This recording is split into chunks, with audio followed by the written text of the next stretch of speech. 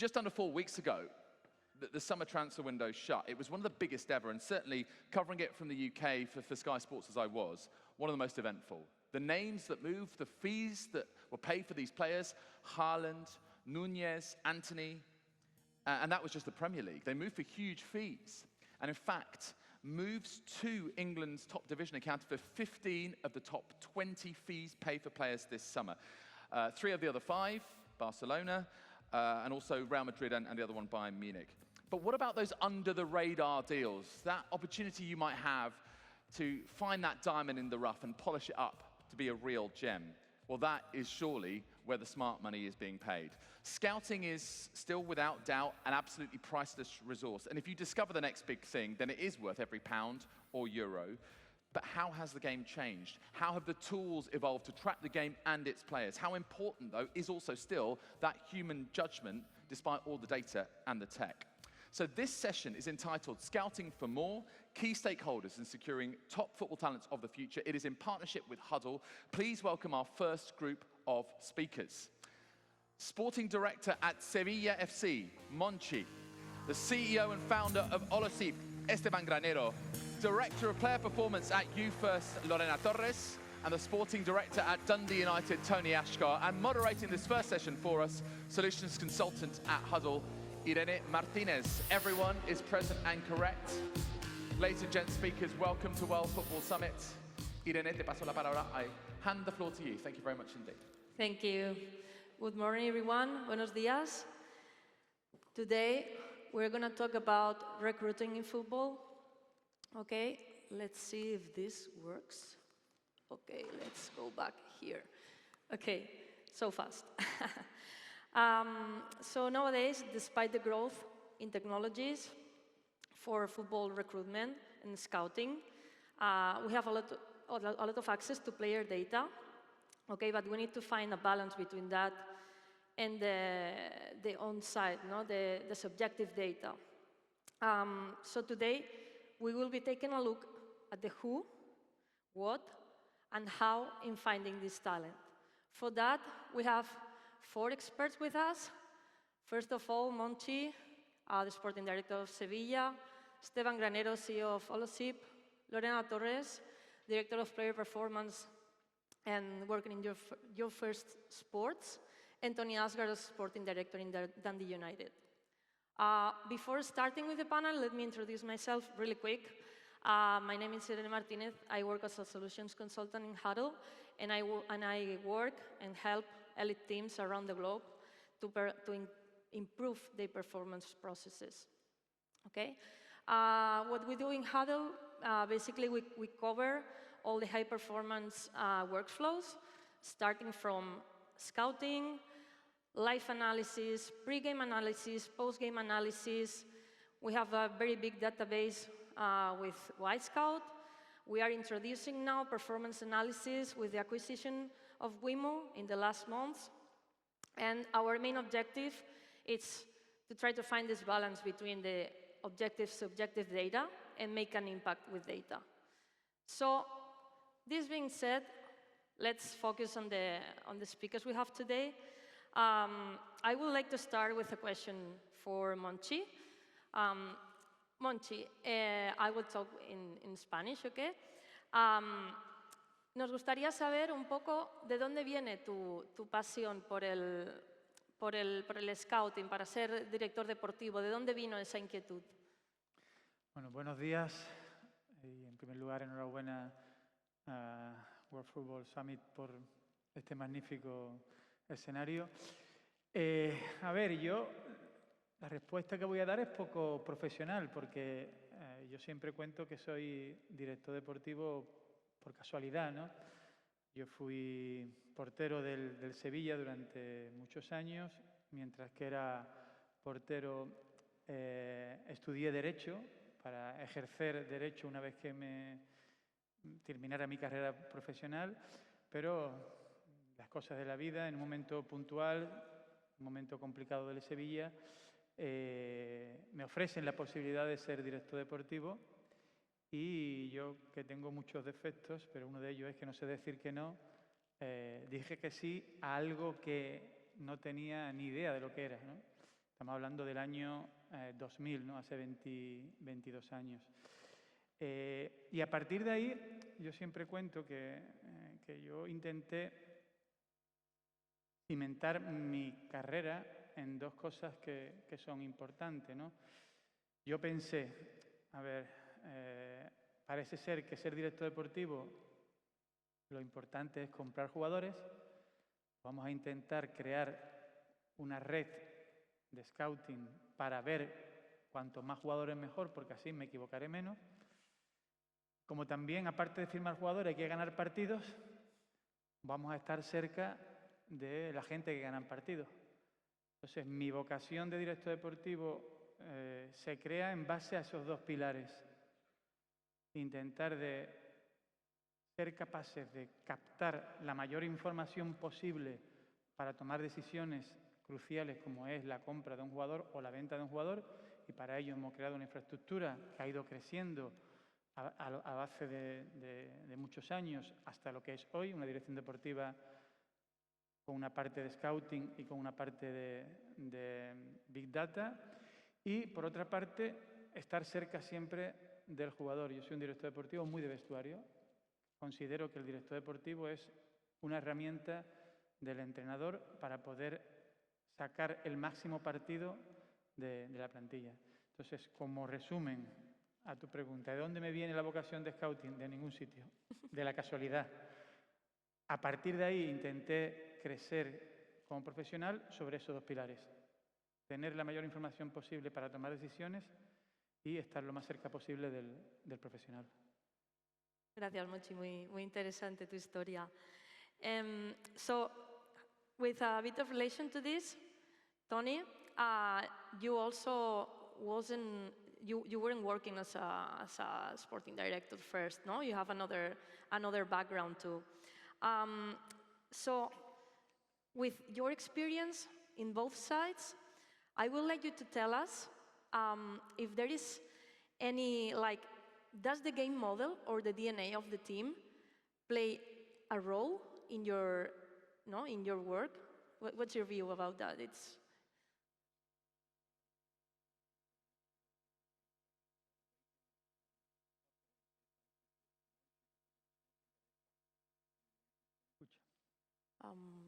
I think we have a problem with the mic. I don't know if we can have any help on stage. No?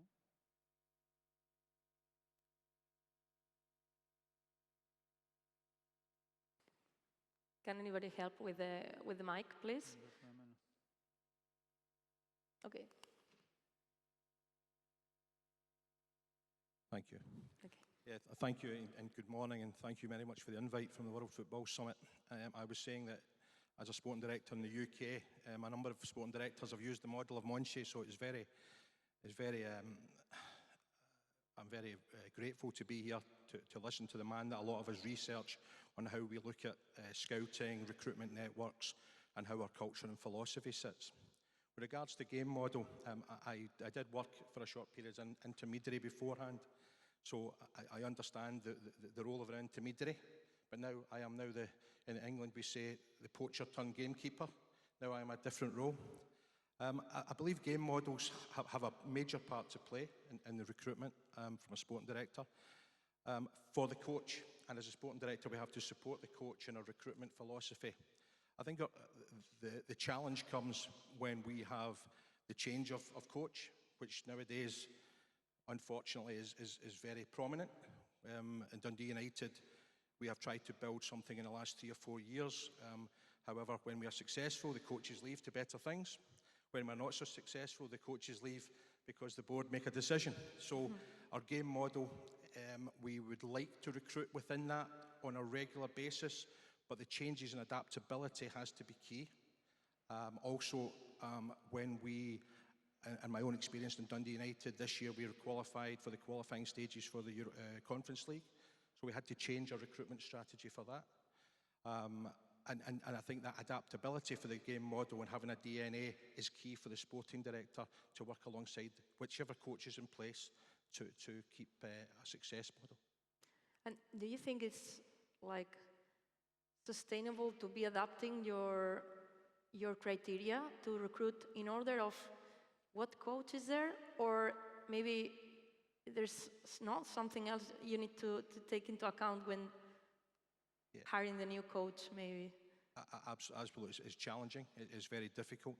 I think if you stick to the fundamentals of obviously technical, tactical, and physical, which are the key fundamentals for any player, but if you can stick to the cultural and the psychological fit that fits in your club, then I think you have a chance to keep sustainability. I think nowadays with recruitment, we look at more than just these technical, tactical, and physical. In Dundee United in Scotland, we are not the biggest club. We have a challenge, we have expectations, even though we are a very small club, to try and beat Rangers and Celtic, which is very difficult. So we have to have mentally strong characters, and during recruitment, and the way we recruit, mentally strong and cultural fits are very important. Okay, really interesting, Tony, thank you.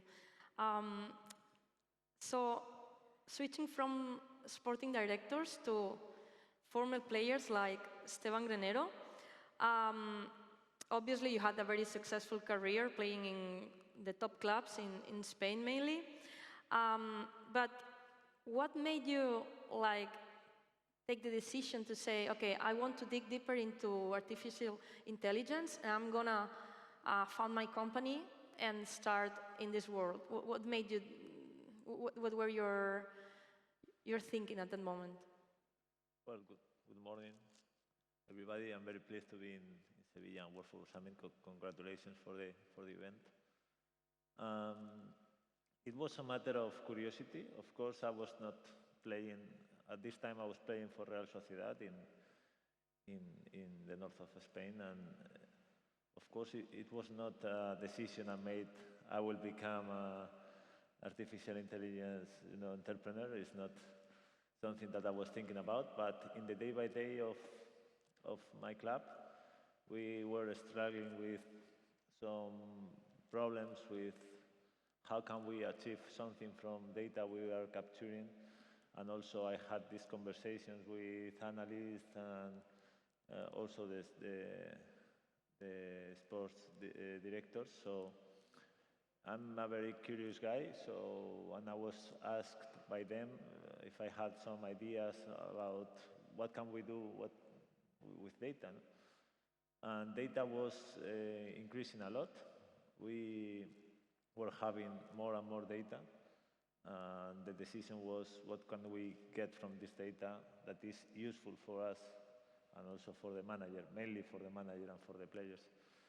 So I was curious there, and I started investigating, asking the right people that, of course, knows about data much more than me. And then I found out that artificial intelligence have something to say on this direction.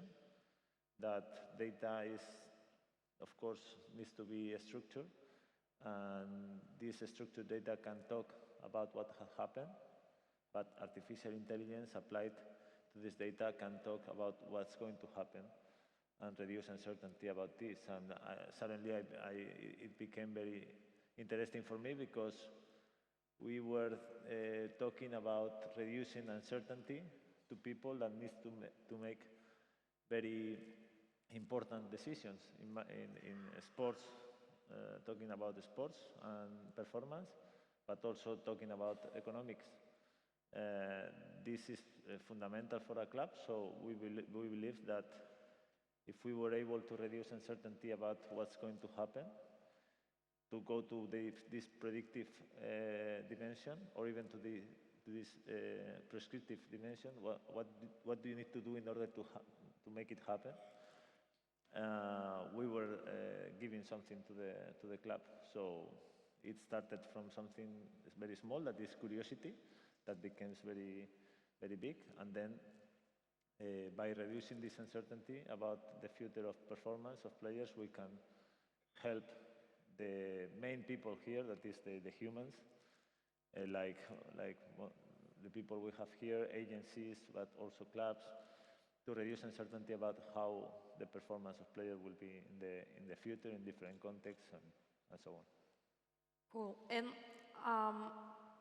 when you were playing, were you really aware of all of this work that is done out of the field, like the analyst job, the data analysis department, in case there was one in your case when you were playing?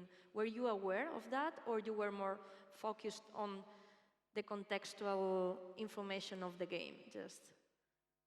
Well, I've been playing for 15 or 16 years as a professional. I just retired last summer. I feel like a dinosaur because when I started playing as a professional, there was nothing. It was, Monchi can say, when he was playing, it was a very different world.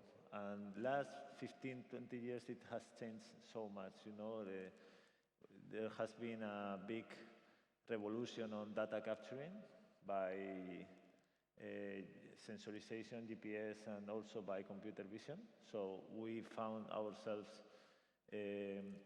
extracting lots of data from sports, and there was, in my opinion, a big gap on what should we do with this data. So now both lines are growing very fast. One is how can we capture the more data and the most precise data, and there is a fight about sensorization, computer vision, how, and also with this data we have what can we get, and then in this analysis line, this is where we are, but we are in combination.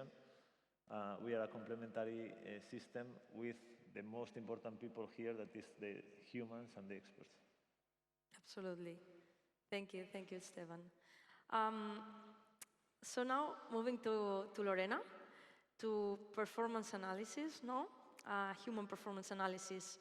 You have been successfully working in the NBA with the 76ers. First of all, I would like you to explain a bit how was that experience, and then if in your time there you saw some key processes that could be applied at any sport or any workflow. Good morning. Thank you for having me here. Well, the NBA, the NBA or any major league in the US, it's like another level compared to sports somewhere else, I think, but soccer or football here. So what I was doing here, there, was managing the whole performance department. And the way I see performance is multifactorial. So there is no only the GPS data, it's not only the tactics or only the skills. So my job was to integrate different departments. And for this topic today, one of the things that I wanted to make sure was happening is having conversations and communication with the data analysis department. So that was surprising for me because I was coming from Spain for probably the second sport, not the main sport like football. And when I got there, I saw, okay, they have data departments with at least 4 people, up to 10 people, and people in the building and in another building and around the world. So to me, it was like, okay, data here is important for everything. Scouting, recruiting, trades, everything. They really look into the data. Not the coaches probably that much, only for the stats for the game and advanced stats for the game. But for the topic of today, I think they really use data for scouting, for example, because the process is different there. They have the draft once a year, and they have to pick one guy that can determine performance for the following 4 years. So picking the first 3 is easy. You have the best 3 players that year to pick. Those are easy ones. But when you go from the 10th to the 60th, you really have to have as much data and quality data as possible to pick talent. And then is when it becomes, what do we have to look today so the future player, it's going to be really take us to success.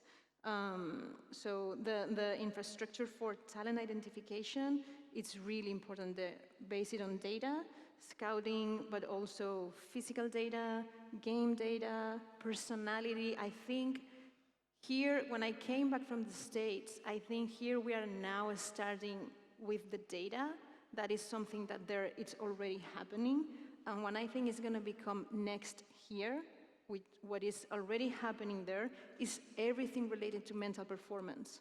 The players, I think, the players that are going to get there, not now, not next year, but in the next 5 years, are going to be those that, okay, physicality, obviously skills for the sport, but mentally with certain characteristics that are going to be the leaders of the future, I think. So data is going to help now for physicality, game, strategy, but how we going to be able to pick brains in the next coming years. Okay, and related to this human performance data,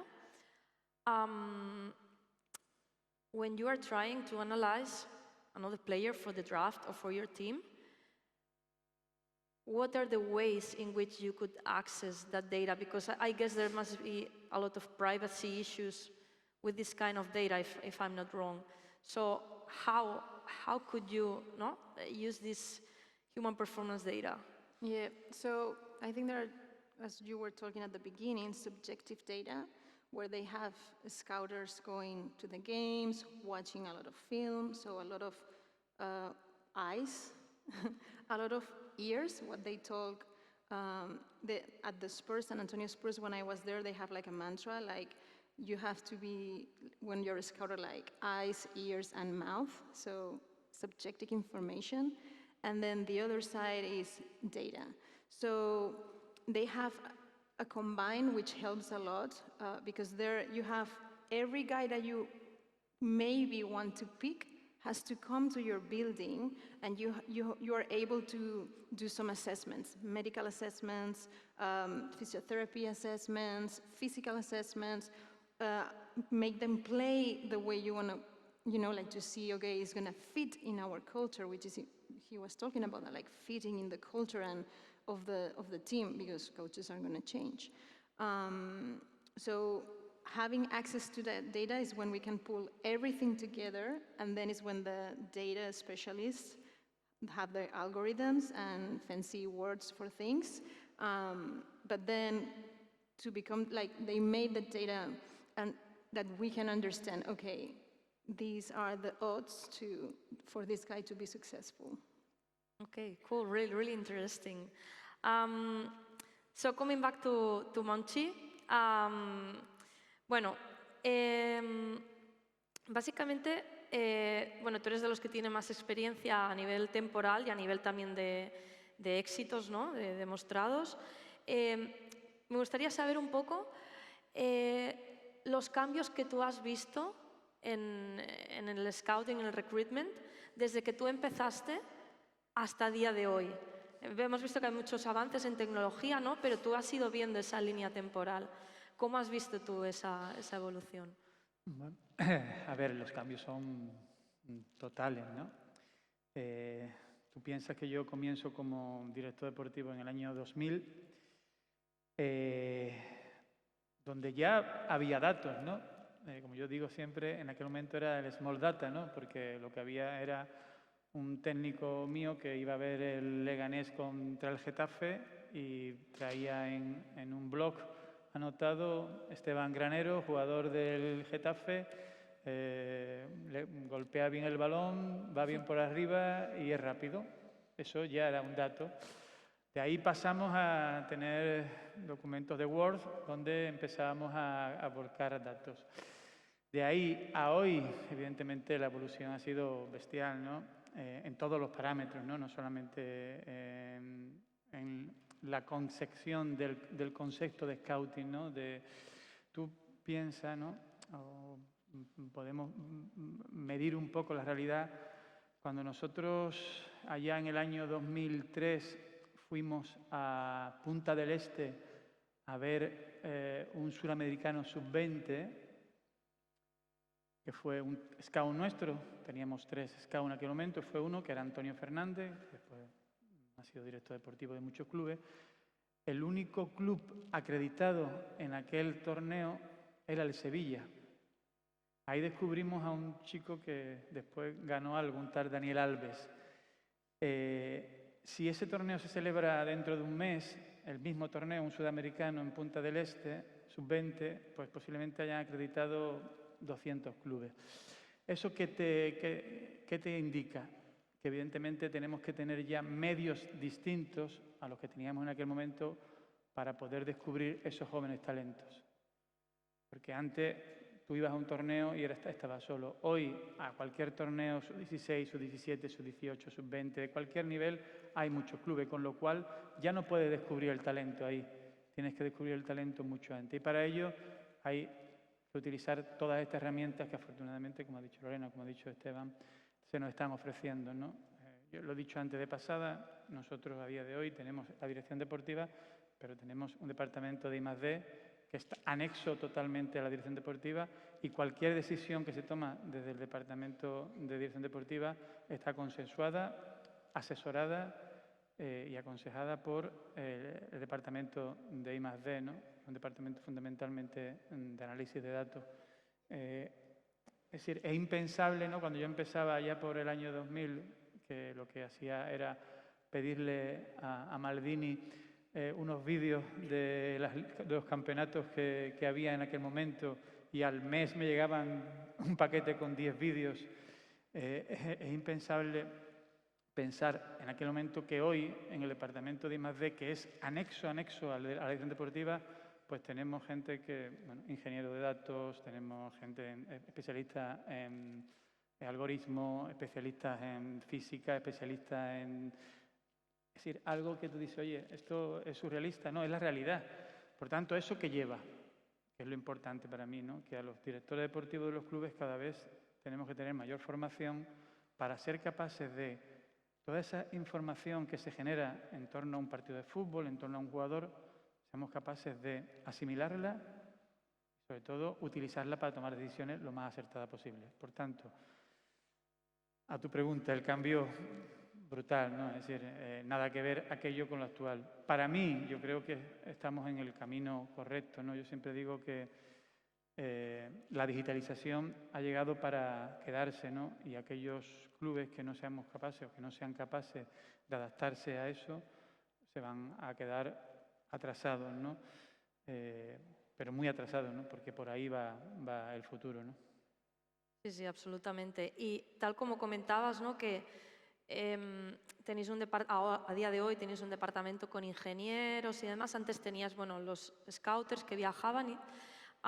Me gustaría saber también, ¿no? A ver, los scouters eran como la parte cualitativa, ¿no? del assessment. Los ingenieros, la parte objetiva, cuantitativa. Aparte de expertos en fútbol, ¿tenéis otro tipo de perfiles? Como hacer un screening a nivel psicológico, a nivel comportamientos, a nivel redes sociales. ¿Tenéis más perfiles de este tipo que aparte de fútbol? Sí, evidentemente la profesionalización del mundo del fútbol abarca ya todo, ¿no? Y yo recuerdo que cuando firmábamos jugadores en aquella época, al inicio, mi información me llegaba por una llamada telefónica. Yo llamaba a Esteban para ver si se escribía en el Sevilla y en esa llamada intuía cómo era Esteban, si era un tipo que le gustaba el fútbol, si no le gustaba, si... Hoy en día, evidentemente, con las posibilidades que nos dan todo el tema de digitalización, yo soy capaz, o somos capaces de elaborar un perfil de un jugador a través de circunstancias que se producían en el pasado, pero que hoy tenemos la herramienta para analizar. Es decir, desde un post que, sigo poniendo el ejemplo de Esteban, un post que ponga Esteban en Instagram, o unas declaraciones de Esteban después de un partido que ha ganado, o unas declaraciones de Esteban de un partido antes de un partido importante, o una actuación en el campo de correlación con sus compañeros. Todo eso, que son datos que antes existían pero que no se podían estudiar, hoy hay algoritmos suficientes como para al menos tener una aproximación a dibujar un perfil. Vuelvo a lo de antes, es decir, todo aquello que nos pueda dar información a la hora de tomar una decisión importante como es la de comprar un jugador, no podemos desecharlo, porque Los jugadores de fútbol no solamente son jugadores de fútbol, son también personas.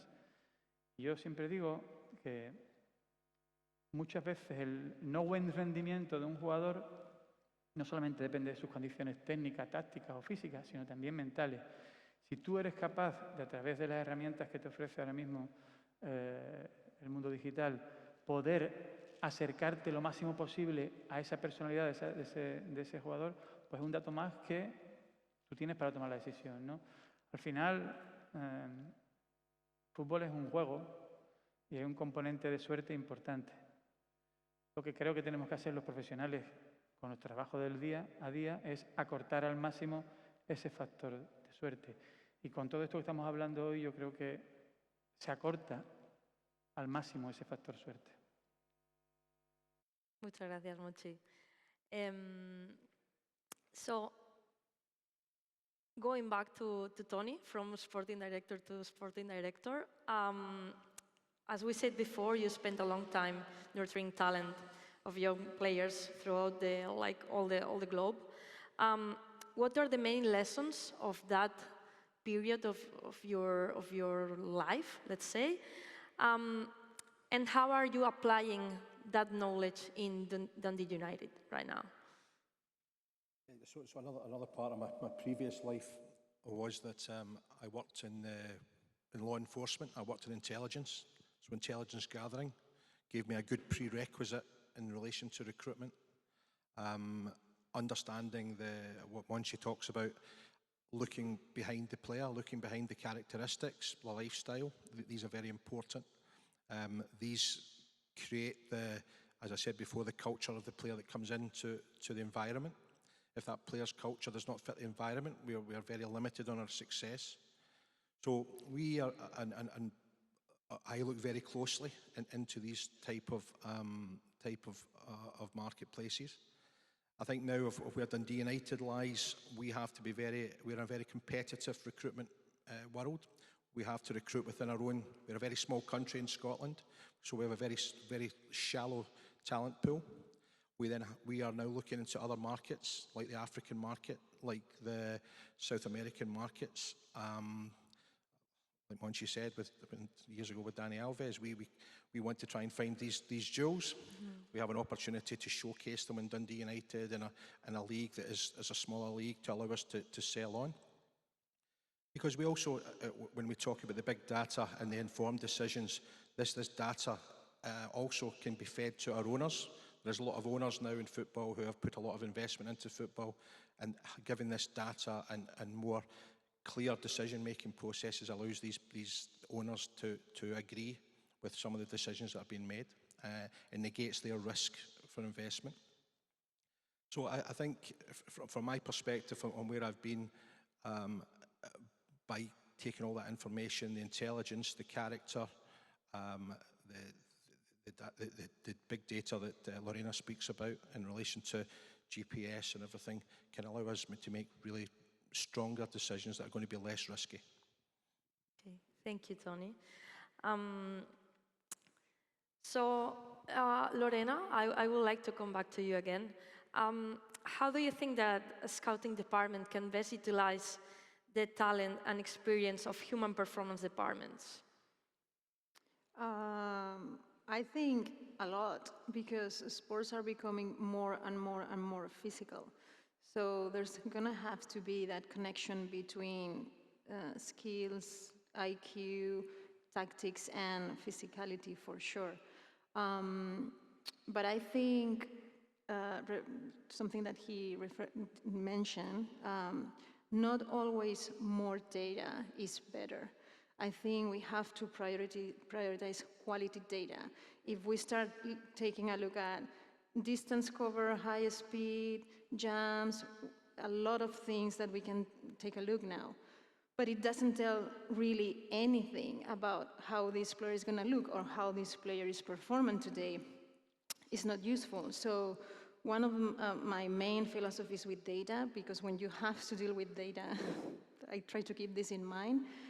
We want data because we want information. So that's the objective part, data, information, but what we really want is knowledge. And hopefully with knowledge, wisdom. So from information to that, we need human interpretation. So data per se is not going to tell us that much. We need to make sure that we have people that understands what the data is telling you. So having that in mind, yes, I think human performance and sports performance, they're going to have to talk more and more and more. It's already happening, as I said, at least in other sports. But also people here that works in clubs, especially close to the players and choosing players and recruiting, they're going to have people that really knows how to use the information. Okay, thank you, Lorena. So we're going to start closing a bit the panel, but I wanted to ask just a few more questions. Just one for Esteban. We are talking today about also new visions, no? Like human performance analysis and processes. I would like to know, and for you to explain us, what Holosip, your company, is doing differently than the others, and if you think that eventually you will be able to introduce this qualitative data into your processes. Okay, we identified, as I said before, long ago, that discovering talent was fundamental for clubs. As Monchi said, the difficulty were increasing day by day because the clubs became more competitive in discovering talent. So you need to find talent farther away, or even youngsters, isn't it? But they were first, you know. They discovered first that clubs don't need to depend only on TV rights or sponsorship in order to keep the balance, but also that if you are clever in the transfer market, you can be sustainable. Probably Monchi, at least for football, was the first arrow, and he showed the world that being clever in the transfer market is a very nice investment for a football club. So we were behind them, you know. But what we find out is that there is information available that we can use to provide useful technology to these people and make their work easier. So this is how I feel that we need to position ourselves, in a complementary way to experts, trying to hear what they need, try to create useful tools, because technology for technology means nothing. I mean, we are doing technology for people. I truly believe that both people and technology working together by sure is better than any of both by separate. So what we try to do is hear them, try to make tools that can solve their problems, and when they want to use data in order to complement their work, we try to give them the best data that they can find. And I believe that best data they can find should be predictive nowadays, because we have the technology that can make the data predictive. So this is our main focus. We don't want to substitute anybody. We want to help amazing people that is working in football clubs or agencies right now to make their work easier. Well, I see there is quite an agreement here that humans are a really important part of the process, and that they should be continue being this way through the coming years, maybe. But just to close the panel finally, I would like to ask you, Monchi, what is your vision for the next 5-10 years? Oh, perdón. ¿Cuál es tu visión para los próximos 5-10 años? ¿Cómo ves que va a seguir evolucionando el mundo del scouting? A ver, yo creo que lo he comentado antes, ¿no? Esto es un tren que ya va en movimiento donde las direcciones deportivas tendrán un departamento de scouting subjetivo, como he dicho antes, y un departamento de datos, que la complementación de ambas herramientas será la que decida la toma de decisiones. Pero no solamente para el scouting, sino para la venta de jugadores, para la performance de la preparación de los jugadores, para el análisis de rivales. Es decir, esto es algo que ya ha llegado para quedarse y que aquellos clubes que sean capaces de adaptar sus estructuras a esa lluvia constante de datos, yo creo que habrán dado un paso importante en colocarse en la vanguardia del fútbol. Muy bien. Sí, anybody else want to add any comment to this last statement? No? Okay, so with this, we finish the panel for today. I hope it has been interesting for everyone. For me, at least, it has been really interesting. Thank you very much for your attendance here, and I wish you enjoy all the summit. Thank you. Thank you, Lorena. Thank you very much indeed, speakers. Thank you Please very make your way off the stage. Muchísimas gracias. Y la primera mesa bilingüe que tuvimos también, bien hecho, Irene. First bilingual roundtable we've had. Thank you very much indeed, guys. Really appreciate it.